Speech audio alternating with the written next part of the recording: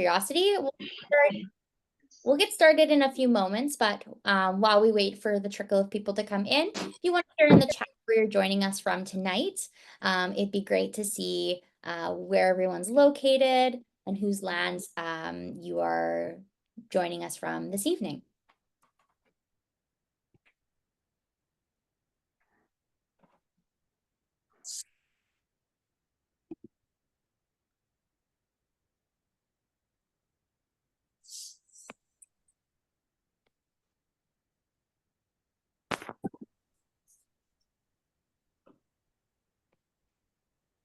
Like one of those.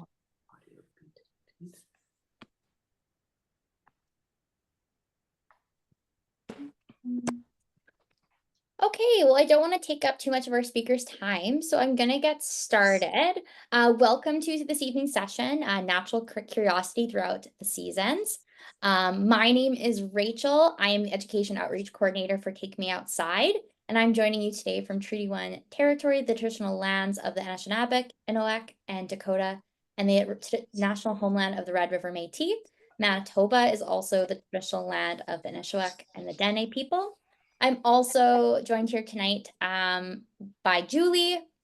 Julie, also from Take Me Outside. She's going to be on the in the chat doing kind of supporting with tech tonight. So if you have any issues or any questions, feel free to put those in the chat throughout the session. And Julie's going to be gathering those questions for the end of the session for our amazing speakers to address after they have shared their knowledge. Before we get started this evening, I did just want to share an Indigenous acknowledgement for Take Me Outside Week. So Take Me Outside would like to acknowledge and celebrate the diverse environments and people of our country whose lands inspire our mission. It is important we begin by acknowledging that outdoor learning would not be possible without access to the natural world that has been stewarded since time immemorial by First Nations, Métis, Inuit, and Indigenous peoples who've walked and continue to walk and steward these places on Turtle Island. We begin with gratitude and the utmost respect for the many Inuit, First Nations, and Métis, and other Indigenous people whose lands support such wonderful outdoor learning experiences for the youth of today. We thank the guardians of these spaces, as well as the educators fluent in the language of connection to these places. We also acknowledge that we as an organization have much to learn and grow as we begin our walk in support of reconciliation, in supporting educators in rising to the Truth and Reconciliation Commissions of Canada's calls to actions, number 6, 12, and 62 through 66. And so as we go through this week, we challenge you to think about not just acknowledging whose land that you are on, but what this information compels you to do. As said by Tim Patterson, who is a hiking guide and knowledge keeper from Little Nicola Band. Now, before I pass things off over to our amazing speakers, Maya and Lori from Natural Curiosity, I did want to make an offering of tobacco on behalf of Take Me Outside for gratitude for you sharing your knowledge with us this evening and for joining us tonight. I'll be popping this in the mail to you following tonight's session. So I just wanted to thank you again for joining us and being a part of this special workshop for educators. So I'm going to hand things over. Just gonna stop sharing my screen, open this one. Oops. And there we go. Awesome. Thank you so much, Rachel and Julie. Hi, everyone. Thanks so much for joining us during Take Me Outside Week. Through this session tonight, Lori and I are going to explore I'm going to explain how we can integrate the 4-branch framework of natural curiosity. And then Lori's going to walk us through how we can explore how to bring our educators and outside to bring your learners to do things throughout all of the seasons. And we can go to the next slide, Rachel.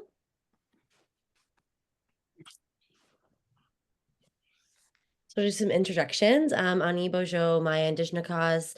Hi, I'm Maya. I'm the program coordinator of Natural Curiosity. I've been with Natural Curiosity for just over a year now, working with them. I am Algonquin and Picnaguan on my mom's side and Canadian on my dad's side. And I most recently this September have started teaching at Kapapamachakwe Wandering Spirit School here in Toronto as the grade 6-7 teacher. I'm so excited to be here tonight, and I will let Lori say hello as well.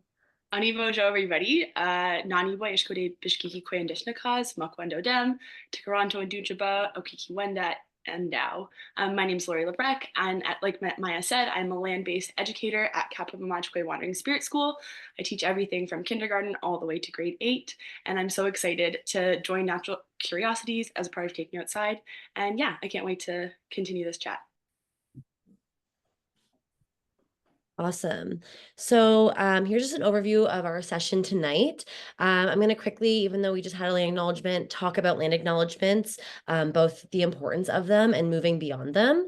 I'm going to quickly go over the 4-branch framework of the Natural Curiosity textbook and the work we do, and then explain how to put inquiry into action, incorporating hands-on and hearts-on learning for your learners. And then Lori will guide us through some of the amazing, awesome work she does with learners every day in all seasons.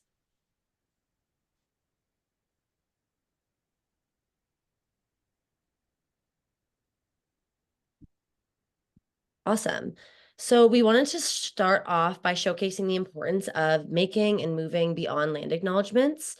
Land acknowledgements are formal statements that recognize the unique and enduring relationships that exist between Indigenous peoples and their traditional territories on Turtle Island, what we also know as North America. As land acknowledgements become more ubiquitous, particularly in educational spaces, those of us that are settlers need to put in the work to ensure that acknowledging the land remains an active and disruptive process. Like the quote that Rachel shared from Tim, Dr. Hayden King, an Anishinaabe professor and advisor at TMU, states it's one thing to say, hey, we're on the territory of the Mississaugas or the Anishinaabe and the Haudenosaunee. It's another thing to say, we're on the territory of, and here's what that compels me to do. So with that in mind, I wanted to show you 2 different land acknowledgements, a typical quote unquote institutional land acknowledgement and another one that's created by students at the Eric Jackman Lab School. Awesome. So I'm going to read this first land acknowledgement. Toronto has been a site of human activity for 15,000 years. The land is the territory of the Wendat and the Petun First Nations, the Seneca, and most recently the Mississaugas of the Credit River. The territory was the subject of the Dish with One Spoon Wampum Belt Covenant, an agreement between the Haudenosaunee Confederacy and the Confederacy of the Anishinaabe and allied nations to peaceably share and care for the resources around the Great Lakes. Today, the meeting place of Toronto is still the home to many Indigenous people across Turtle Island. So yeah, this is a typical land acknowledgement. As most of us, I believe, work in educational spaces. I'm sure we've seen these at the beginning of meetings, maybe read on your announcements every morning. However, it is kind of missing something. It's, scripted land acknowledgements often allow settlers to evade the real work on reflecting on and committing to ethical and political obligations on this land. um, what we want to move away from is performative land acknowledgements. And what we want to be able to move towards is making land acknowledgements meaningful and connected to how you feel in place and what place compels you to do. So with that said, I'm going to share on the next slide a land acknowledgement that was created by grade 6 students at the Dr. Eric Jackman Lab School. And the reason we share this too is also to show you that students have the capacity and the wherewithal to understand how land acknowledgements can be more meaningful than just a script that's read at the beginning of the day. So I'll read this to you. This presentation begins with the land acknowledgement because we will be using the land and need to respect this place where Indigenous people have lived and continue to live. We wrote this to share some of our learning and to teach others. We thought about who would be hearing it, and we didn't want to make it too complicated or too simple. We'd like to thank the first peoples of this land and all of creation, including the animals, plants, land. Oops, I got muted for a second. Air, rocks, trees, and all that exists on this beautiful earth. We honor the Indigenous people whose traditional territories include the land which we gather today, the Petun, the Wendat, Mississaugas, the Anishinaabe, Haudenosaunee, and other nations, whose names we no longer remember because of the impact of colonialism. We want to honor the treaties that were made with the land and between First Nations and the Crown. Treaties should be honored no matter what political party is in power. The story of Canada that most of us know is not the whole story. We've been learning from Indigenous sources about losing language and culture through residential schools and also about ceremony, celebration, and strength of community. When we are thinking about doing something to the land, like dams or pipelines, we should ask Indigenous people first, because they lived in balance with the nature for thousands of years. We've lost our relationship to the earth by doing things like polluting and taking too much. We need to ask ourselves, what is more important? What I get out of this or what happens to the land? We need to think 7 generations ahead. What we do today, how will that affect tomorrow? We invite you to do the same. So after a year-long inquiry on Indigenous education, under the leadership of the teacher librarian, Krista Spence, the idea to create this document came from the students. So while I was reading that, I hope people were thinking about the ways in which that you can reflect on your relationship with the land, as well as your treaty partners. And really, I think I love sharing this whenever we do workshops, again, to reiterate the fact that learners have the capacity to learn about this and make it meaningful, rather than just something that you're doing at the beginning of your day or something that you do at big assemblies.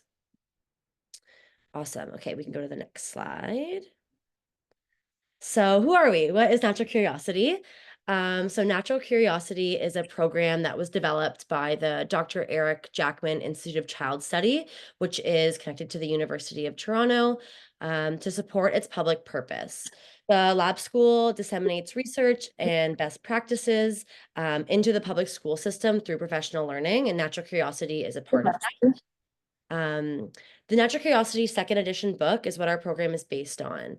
This resource was created by the lab school in response to the Truth and Reconciliation Commission's recommendations to bring Indigenous perspectives into the heart of Canadian educational settings, more importantly, in connection to environmental learning and environmental education. The book itself, we have a textbook. I will share the links after with all of our things, was created over a 3-year period with an Indigenous advisory board and co-authored by Doug Anderson, who is a Métis scholar.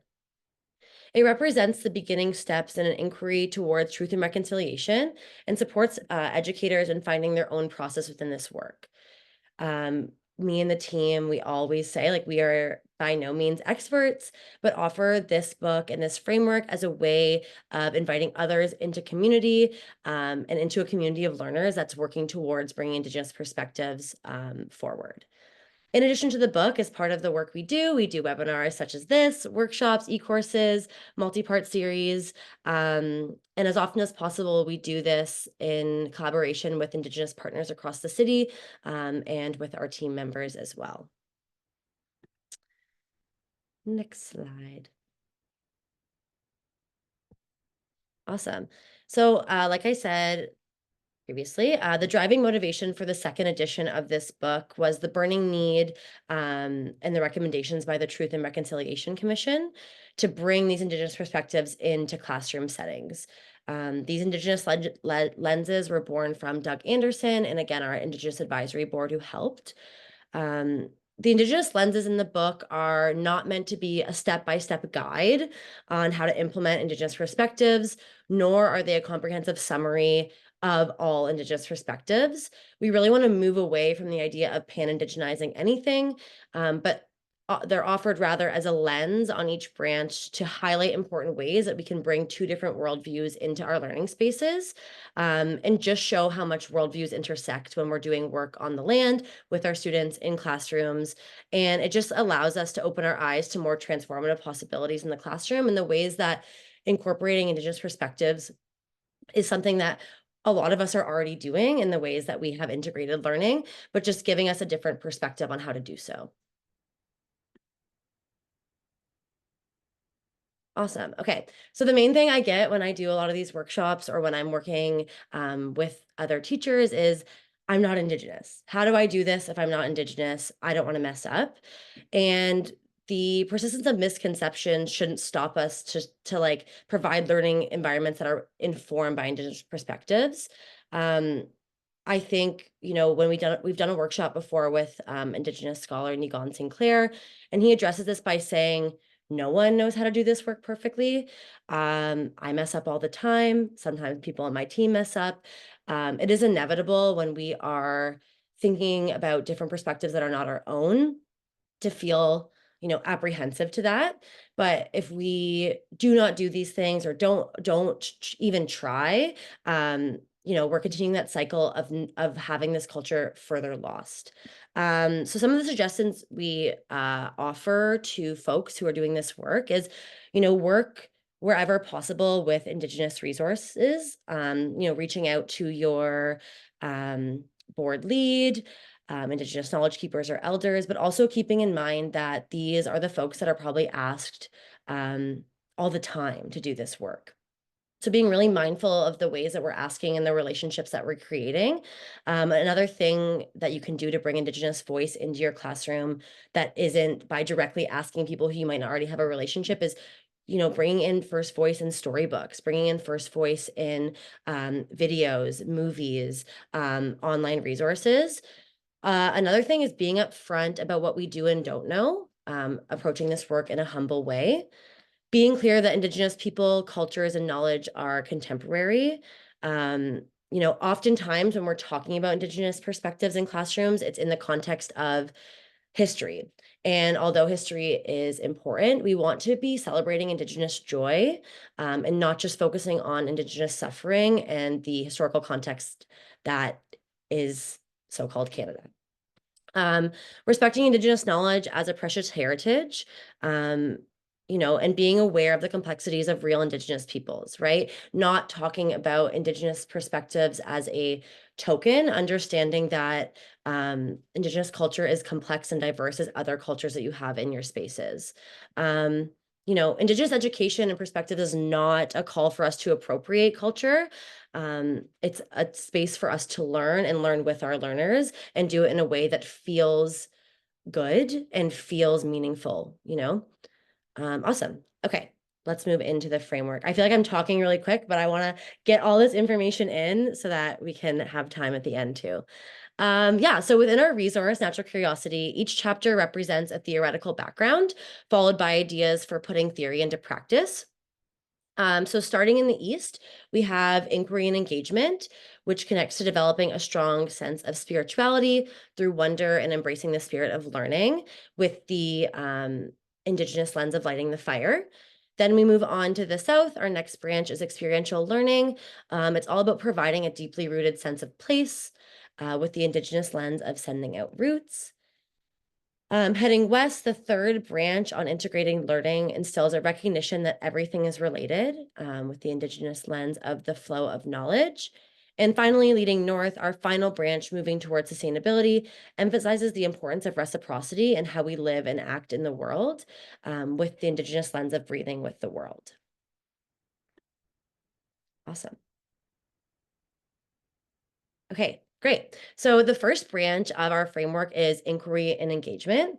This used to be called inquiry-based learning, but we decided to change it in the second edition to highlight that the engagement of students is an integral part of the inquiry process.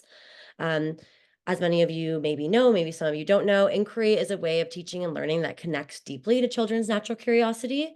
Inquiry provides hands-on experiences, reading to children, taking children outside, paying attention to spontaneous questions that come up in your classroom, and really putting students at the center of the learning. So what I view inquiry as is an idea for students to be in the driver's seat of learning with teachers as the facilitator of that. And I'll read the quote on the slide. So we need to connect with children's inner lives through strategies that bring them closer to the knowledge they need. Invite and see. Invite in another way and see until the spark is lit. Rather than impose learning paths, we tell a story or go somewhere with purpose or show something fun or new, and then the path is taken up by learners. So the Indigenous lens on branch 1 is lighting the fire or igniting the spirit of learning, connecting to heart-based learning. So what drives us as educators, but also what drives your learners to be at school? What are they interested in? Who are they? And what the Indigenous lens brings to inquiry is that we're not just drawing on children's intellectual selves, but also their emotional selves. Who are your students, right? And so I think when I think of the younger years, I think of, really igniting that engagement. But also when we get to the older years, a lot of students who are coming into your classroom or your educational spaces who are, grade 5, 6, 7, 8, all the way to high school, they already have that fire lit. And so making sure we're not dimming that fire. So keeping this idea that the spirit of learning is ever going, and we're going to keep the fire within your students going. So they're not bored or they're not feeling they're not seen. And that does start with getting to know who they are as people and who you have, like what you guys have as a relationship. Awesome. I'll move to the next branch. So yeah, the second branch of the framework is experiential learning. So experiential learning in the conventional sense is often associated with hands-on learning. However, when we're putting on the Indigenous lens of sending out roots, it inspires us to dig deeper and shows that when we connect to place, we not only grow deeply rooted in that place becomes a part of us. And we say oftentimes when we do these workshops, place and space and land become teacher as well, right? When children feel like they are deeply rooted in place, you can use your space better. In other words, experiential learning is also about inviting minds on and hearts on, not just the hands on. It's about giving children time and explicit instruction to connect with place, giving them time to reflect with place. So much of our education relies on students' minds.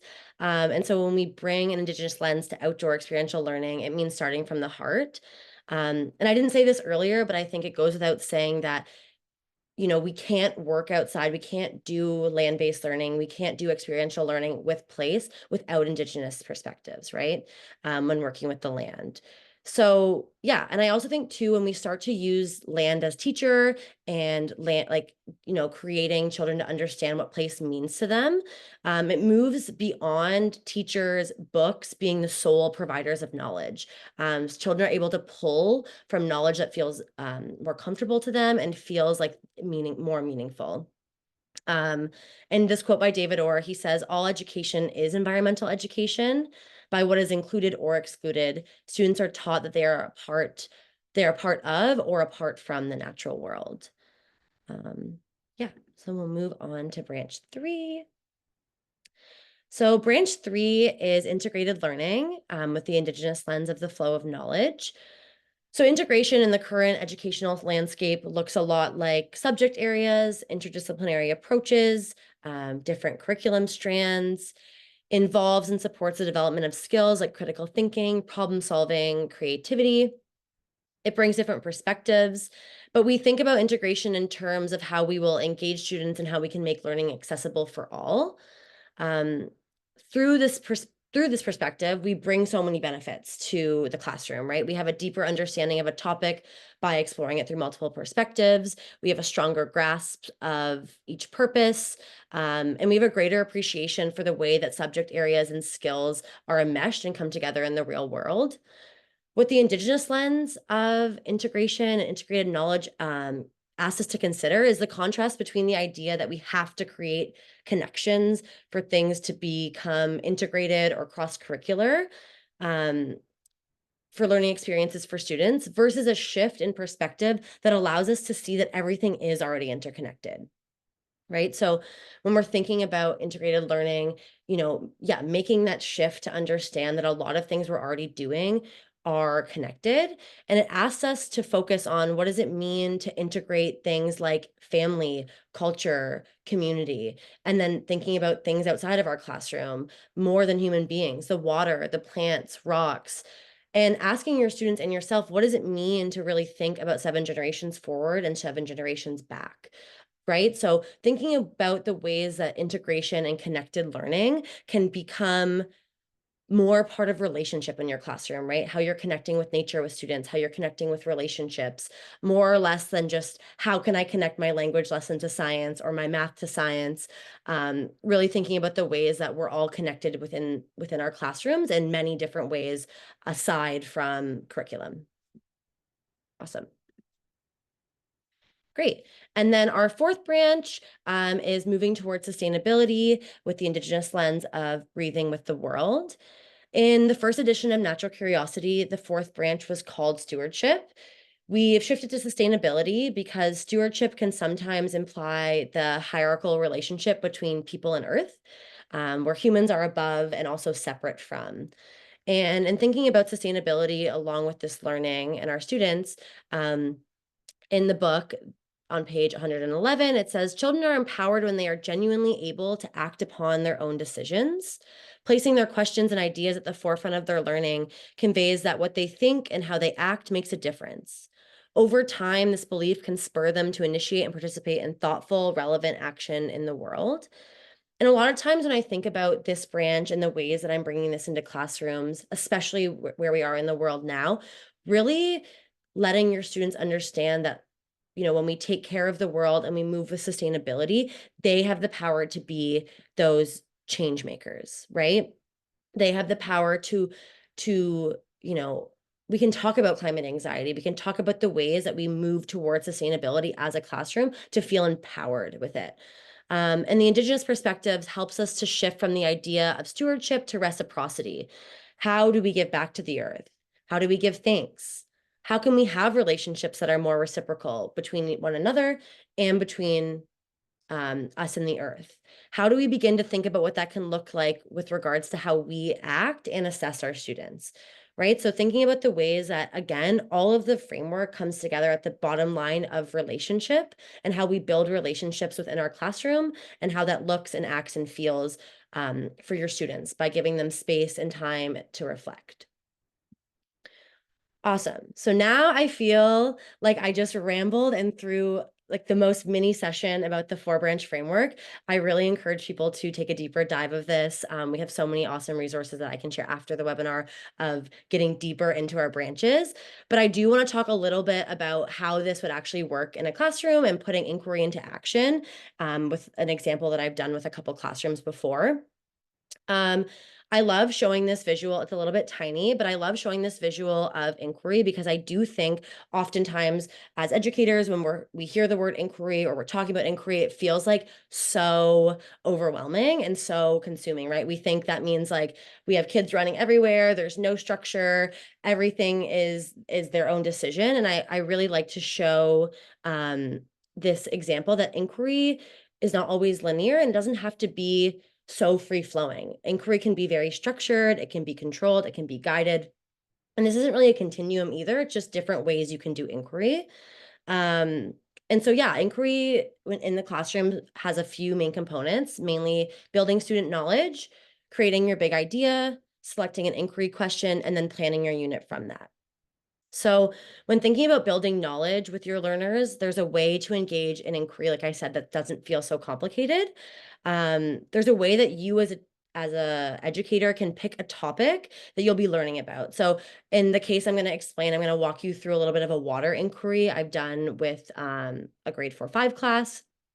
And there are many ways that you can start to build this interest, right? So ways I've done it is just being like, what do we know about water? Putting that on a big chart paper and having students either fire off answers, putting things on a sticky note, or what's a question you have about water? And just getting them going, right? Like really not giving them any information that you have and getting them to ask a generic question, put their ideas down, see what their misconceptions are. After doing that, working with their students on brainstorming through chart paper or through sticky notes, or even like I've done it before, which is anecdotal noting. So asking a question to your class and writing down some of the things that your students say, like big ideas, big questions, even writing them on the whiteboard. So they just kind of like live at the front of your classroom for a bit while you're figuring this out. And then from those questions, you can create your big idea that will be able to select your inquiry question. So when I did this with grade 4-5s, the big theme that kept coming up was like water preservation, like who has water, who doesn't have water, what can I do to save water? They were really concerned about saving water, like they were using too much water in their house. And they were really focused on the good that water gave us. I've also done this with a kindergarten class around water, and a bunch of kindergartens were really focused on like the Dawn soap commercial that they had seen. And so we ended up going that way about clean water. So really just picking a big theme and then allowing learners to bring those ideas to you. And again, that goes back to the sustainability piece of allowing students to feel like they have power and autonomy in your classroom around big themes such as water or climate change, etc. And like when we pick a big theme such as water or water protection, which I ended up doing, we're able to integrate this into environmental education, into Indigenous education, and into many different subjects. So moving through selecting an inquiry question. So when you're thinking about actually starting the inquiry and building out the big question we want to figure out, I think it's important to pull from the big idea, but also be thinking about a question that will lead you in a direction of other questions. It's a tricky balance, but you don't want to make your question so narrow that you only end up talking about this for 2 days. But you also don't want it to be so broad that you can't guide your inquiry in any way.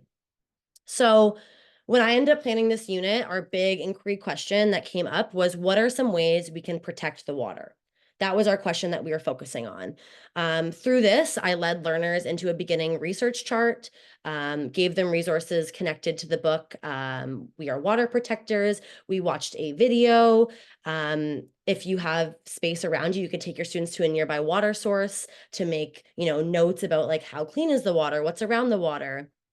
You can even teach children with this, like who protects the water, about water defense protests that are occurring, have them design their own water posters with a water fact they research. Thinking about differentiation, these posters can be virtual or handmade. If you're in an older class in grades, 6, 7, 8, you could even extend this into writing activities, writing to your local MPs, doing a creative writing piece about water. I'm overwhelming you with ideas because I want to show you that from one question that you decide as a class, you can end up doing so many cross-curricular activities that lead back to the question that your students chose and that they feel they had choice over. In our textbook on page 99, Bev Caswell, she walks through going through a water inquiry and connecting it to math, specifically with water boil advisories. And so all that to say, like, this can really lead you down a path and thinking about, Indigenous perspectives on water, right? Showing your students videos with people such as Autumn Pelletier and showing them young people who are doing this work right now.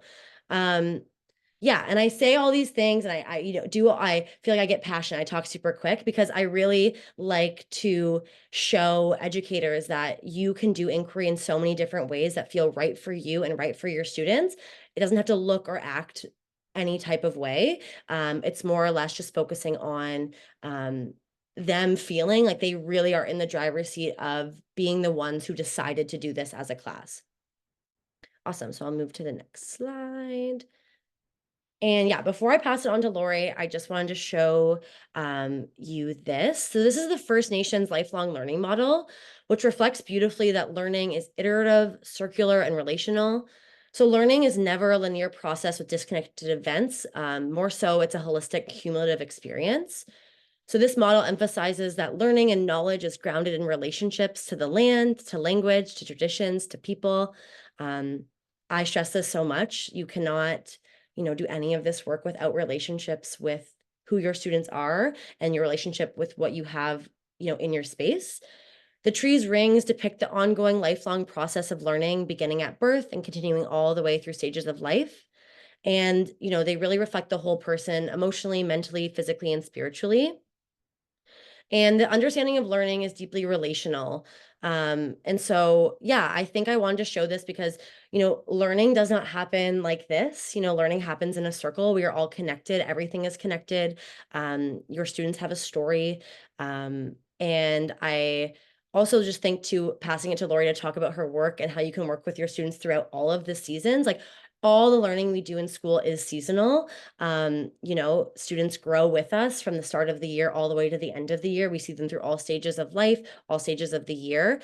And so I think, yeah, before I pass off to Lori, the one thing I could emphasize is that, doing the work of inquiry and doing work with your students in the driver's seat starts with that idea of really understanding that everything is relational to all aspects, not just people, the land, place, space. But yeah, thank you so much, Miigwech. I'm going to pass it off to Lori to talk more about her awesome work.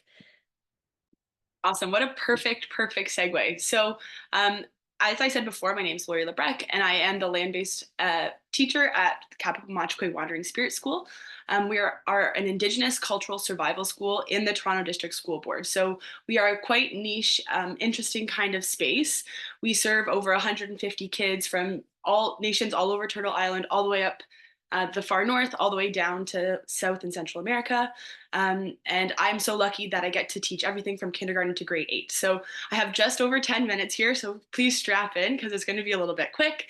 But like I said earlier, perfect segue to talk about LBL at Kapamachquay. I started at this school about 4 years ago. I was a very new teacher, it was my first permanent position. And I was tasked with starting this land-based learning program. I am what you would call a city Indian. I grew up in Toronto. My dad grew up in Toronto. And a lot of this stuff seemed very out of reach to me. I went to POWs here and there, but never stuff like this. So when I started the program, like I said, I was super confused, unsure, didn't know where to start. And it all started with worms. So because I didn't know what to do, the one thing I did know is just to bring them outside. And like Maya said, the learning will happen. And it all started with worms. One day after a rainy day, we were flipping over logs. And what started with worms and doing a little inquiry project on worms and what they eat and all of those types of things turned into a full scale vermicomposting system. So students now grow food. Our Indigenous food sovereignty chef cooks the food, and then we compost it with worm bins that had been in each of the classrooms. I am now keeping all of them because we had some issues. But yeah,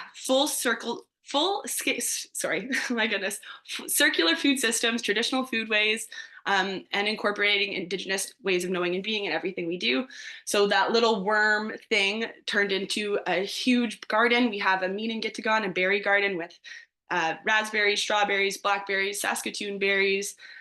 We have a whole other food garden with onions, potatoes, peppers, all things that are wonderful in the spring and the early fall. But like we said, this is something that we're trying to think of throughout the seasons. So I'll talk a little bit more about that later. You can see in some of our pictures, I do a lot of traditional animal processing. So we've processed a bison hide to a leather. We've done geese. You'll see some other things in a little bit. But yeah, just so you have an idea of the stuff that we do. If you could go to the next slide. Yeah, so like I said, focusing everything on food sovereignty and circular systems. Something that we've done for the last 3 or 4 years is following the salmon. So each year in the early fall, we watch the salmon spawn. You can see in the far left pictures, the salmon running up the Humber River. We are at a school in downtown Toronto. We are quite literally a minute and a half of a walk from the subway station. And this is the Humber River. This again is like not a far walk from the subway. I think it's so important. My kids live in the city. A lot of them live in apartments. I would say most of them live in apartments. But even though we are in the city, we are still so connected to the land. So yes, like I said, throughout the season, we start by watching the salmon spawn every year. You can't quite see so clearly, but the second photo, I participate in the Ontario Federation of Anglers and Hunters salmon hatchery program. So each year they bring us some salmon and we get to watch them start as their little eggs and then go to alevin. And we release them at the fry phase, which you can see Elijah with his huge smile on the far right. He's about to release a salmon. But in between that, I teach kids to gut and fillet and smoke fish. So we are learning all aspects of the food system. And like I said, food sovereignty, talking about through the seasons, smoking fish is the way that we would prepare to last us through the winter. If we could go to the next slide. So I would say my number one main thing that I do is just getting children to fall in love with the land. And oftentimes it looks like madness and it looks like chaos. My most recent addition is I added a hammock to our front yard. Things like sledding, things like building a snow snake track, which is a traditional Haudenosaunee game, making potions like you can see in the far right. Really just getting students outside in nature, getting them to spend time playing, having fun. Like I said, it looks like madness, but that's where the great questions come from. And that's where the learning happens. So the potions, for example, might seem like nothing, but my students are able to name juniper and identify it in Anishinaabe, and they can find cedar, and it's like plant identification. So just getting time outside is like building that connection. I was lucky enough to speak at the Take Me Outside conference in Banff last year, and there was a really lovely physical therapist or occupational therapist who was talking about the benefits of doing things like sliding, flipping, heavy lifting work for like any vestibular and sensory inputs like that. They help with learning. So even something as silly as sliding down a hill for 40 minutes might seem pointless, but it's improving their learning, and it's fostering and building that really meaningful relationship with the land and creating memories that will last forever. If we can move on. Yeah, so last but not least, oh, sorry. I was originally going to have you use the Jamboardy feature, whiteboard feature, but I don't think I quite have enough time. Just something that I love to do. I don't only teach land-based learning. I'm also a physical educator. And one of my favorite things to do is teach and explore land-based concepts through physical activity. I am just like the rest of you, as much as I love going outside in all seasons, and I'm out there in the snow, I'm out there in the rain, 4 days of a week. 1 day of a week I want to spend in my gym nice and toasty warm. And the way that I do that, like I said, is exploring land-based concepts through physical activity.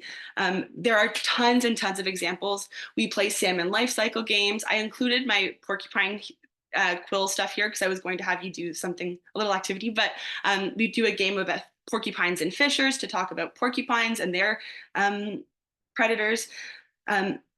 Even things like when we were processing our bison hide, we did all different bison games. So for example, we played a game called Bison Hunt, where students are running back and forth, or we play a game called Bison and Magpies. And all of these things seem very trivial and silly, but there are ways that I teach about these amazing concepts. For example, students know that there's a symbiotic relationship between magpies and bison, because magpies will chew the bugs off the bison's back and the bison gets clean. Or, for example, my students know the words alevin and fry and all of these amazing salmon ideas. Sorry, I feel like I felt like I was crunched for time, and I'm trying to get all my good information out. But overall, if I could just leave you with a couple of key points, the importance of inquiry. Like I said, this whole thing started by spending time outside and seeing where the questions came. For me, it was worms. For you, I'm sure it's going to be something even weirder. But spending time in nature brings learning naturally and gives students the control. I'm sure Maya can attest to this. 9 times out of 10, the work that I do looks crazy. It looks like I have no idea what's going on. For example, we were just processing Monoman wild rice, and there's chaff everywhere. There's like, I made an obstacle course. It was insanity. But the messy bits are when the learning happens. And last but not least, at the beginning of the session, I kind of introduced myself in Anishinaabe, and I was saying my spirit name is Standing Buffalo Woman, and buffalo were nearly eradicated with colonization, and they've been making a comeback due to Indigenous stewardship. But bisons were the traditional stewards of the land, and so this work for me is like an act of resistance and reclamation.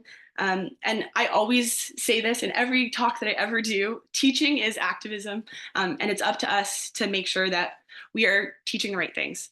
Yeah, sorry, I'm really trying to get in under this time crunch, but yeah, I think that's where I'll finish it up, if that's okay.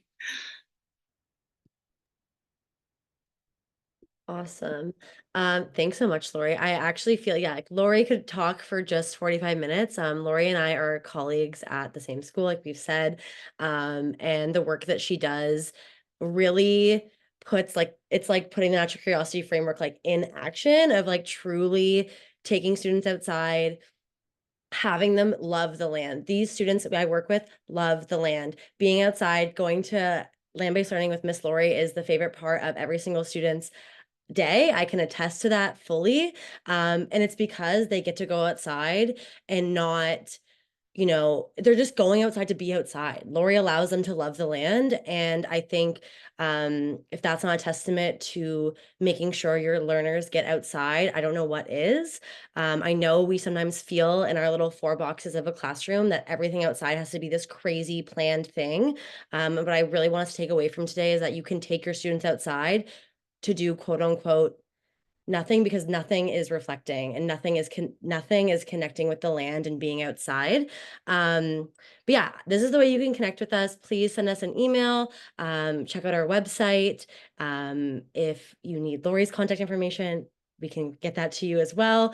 And yeah, huge chimiigwech to Take Me Outside for letting us ramble and tightly for 40 minutes.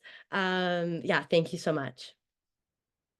No, thank you both to joining us. I think I speak for everyone here when I say like we would have been happy for you all to continue talking for hours. Like I jotting down notes and myself and like gathering so much. So I know like I first came across natural curiosity when I was very early in my teaching career, and it was such a helpful document for me being able to put into practice the things that I wanted. So if this is your first time hearing about natural curiosity, I'm so excited for you. And for those of you that maybe are familiar, I hope this session tonight extended your learning and your just awareness of the amazing work that natural curiosity does. Um, we have some time here now for some questions. If anyone has any questions for Lori or Maya that they want to throw in the chat, now's the time. We have some time here at the end for you to kind of, if you want to share those pieces or have your questions maybe addressed, we have time for that. So give everyone a second if they want to have a question.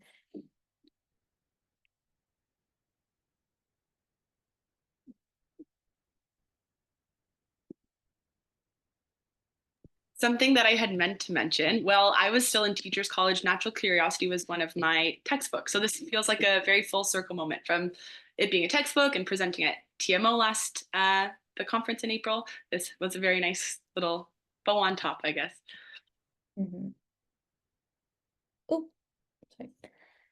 Amazing. So someone asked, do you have a preferred way to gather your groups outside other than a whistle? So maybe a little bit of classroom management, outdoor classroom management question. I had a goose honker for 2 years and I broke it. I'm just very loud. I can yell very loud. Yeah, I too run on the loud voice side. I've never owned a whistle. I think about this all the time though. I feel like today it was so beautiful outside and I didn't want to bring the kids in from recess, but I had to. And I don't know. I feel like that is a tough one and a thing I'm working towards as well. I usually just call them. A lot of gesturing. Amazing. I know too, speaking from my own experience, when I used to teach outside, we'd decide like an animal call for the day. And so like we would practice that animal call together, and then they would go off and do our inquiry. And then, when they heard that animal call, we'd come back. Oh, and I see other people saying that in the chat as well, doing owl calls. As their kind of gathering techniques. Someone asked you for an inclusive kindergarten class. Do you have any suggestions for a topic for inquiry? Oh, great question. I think with kindergarten, the possibilities are kind of endless. Like I said, when I did that water inquiry, I we were just talking about water and I was like, what do we use water for? And like, that's where we started, all the uses for water. And then I was like, what do we think of when we think about water? And a couple of them brought up the Dawn soap commercial, which was so interesting. And so then we talked about like clean water things and we did a little experiment actually with oil and soap. Another great one for kindergarten is like community. You could really build on community, especially for a lot of not for a lot for kindergarten learners. It's the first time they're in space and have to be in community with others unless they've been to daycare. Yeah, I think that community, you really can pick any topic that you feel like you want to hone in on and you can expand it based on their ideas. It's sometimes really fun with really young learners because they have crazy questions and sometimes misconceptions about things. I don't know if I answered that properly, but I would also add, I said this in my little spiel, but bringing them outside and let the inquiries come. Like the worm thing was totally unprompted. We were just spending time in nature. And I think that is like a super holistic and um, genuine way for the learning to be even more meaningful and even more impactful for learners. Amazing. Amazing. Someone else asked that the photos that you'd shared with kind of the 4 directions, they said the pictures on screen clearly now and the medicine wheel are clearly Indigenous pieces. Can non-Indigenous teachers use those or is it an appropriation? I just wouldn't want to cross that line and I find it tricky sometimes. Does that make sense? Yeah, like I think again, like I am one Indigenous person. I cannot speak for all Indigenous people. I think when we're using things such as like the medicine wheel, or pictures, like, it's like when we were talking about anything else, right? We're making sure we're crediting the folks who bring those things to light. You're not talking about the medicine wheel as it's your own thing you made up randomly yesterday. You're explaining to your students that the medicine wheel is an Indigenous way of being and knowing. When you're talking about Indigenous art and picture, I think, for me, it's more about the ways that you credit this work and explain it in a way that feels genuine and you're not trying to take it as your own. I don't know, Lori, do you have anything to add on for that? Yeah, I think you summed it up really well. I think it's definitely a tricky subject, and I think building relationships with people and making sure that, I mean, I think, Carolyn, I'm not entirely sure where you are from, but um, connecting with the Indigenous people where you live and making sure that it's a reciprocal relationship and we're not just taking these ideas and using them for a benefit, if that makes sense. Awesome. Thank you.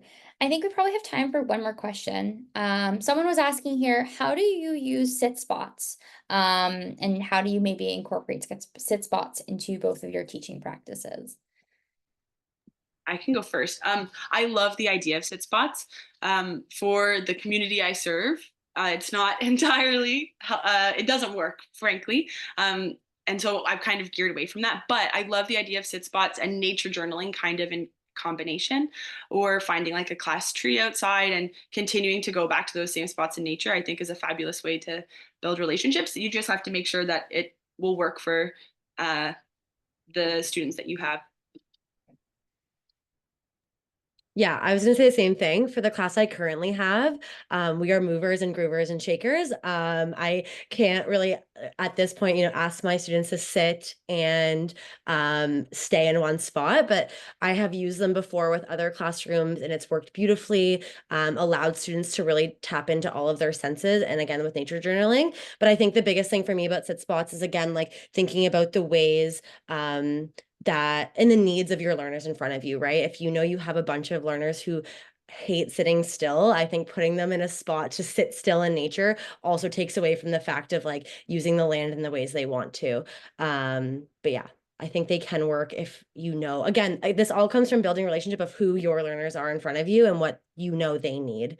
But yeah, I like the idea of it still, of like having a spot to reflect in nature. Amazing. Awesome. Well, thank you again so much, Maya and Lori, for joining us this evening. I truly have enjoyed your session, and I thank you for making time for us and to sharing your knowledge with us. Is there one more slide that you wanted, or can I go back? Am I okay to go back to ours? Okay. So just give me one moment. I'm just going to flip this over. I did want to share with everyone that this session is part of a larger week of sessions that is happening all week, Take Me Outside week. Started today, it goes all the way until, with sessions going until Thursday. So tomorrow, our first 2 sessions of the day, we have Tales with Whales, which is a learner session that you can join with your learners at 8:30 a.m. Pacific time, 11:30 a.m. Eastern time. We're going to be joined by Oceanwise and whale researchers looking at whales and why they're so special. And we're going to be looking at doing a virtual whale watching journey.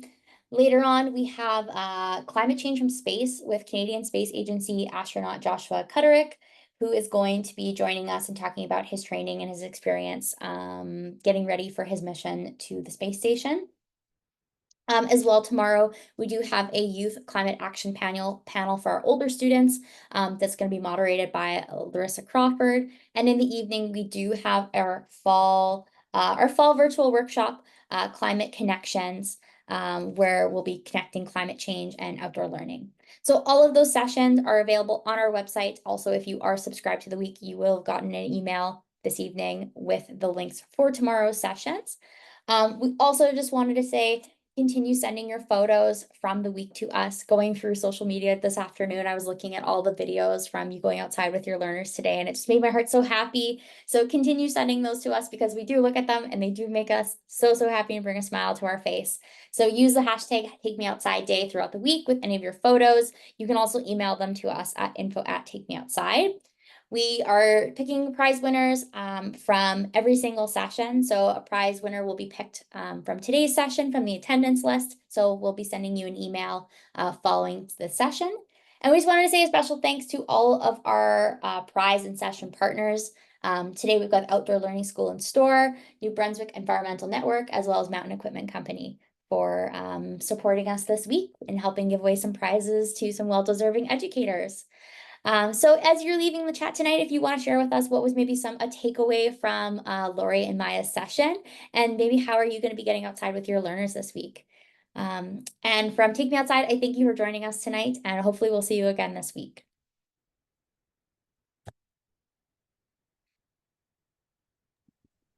Thank you so much, everyone. Thank you, Maya and Lori. Feeling so inspired. My heart is full. And I'm going to have "it all started with the worms" quote in my head for a while, Lori. It all started with worms, but it's so true. Just get out there, and yeah, and what you were sharing about land loving you as well, and letting or providing that opportunity for children to be loved by the land. Oh, yes. Yes.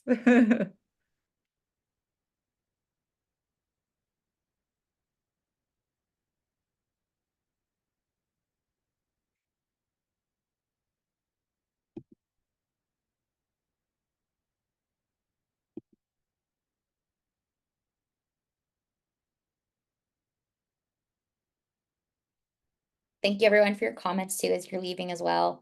So great to hear this positive feedback.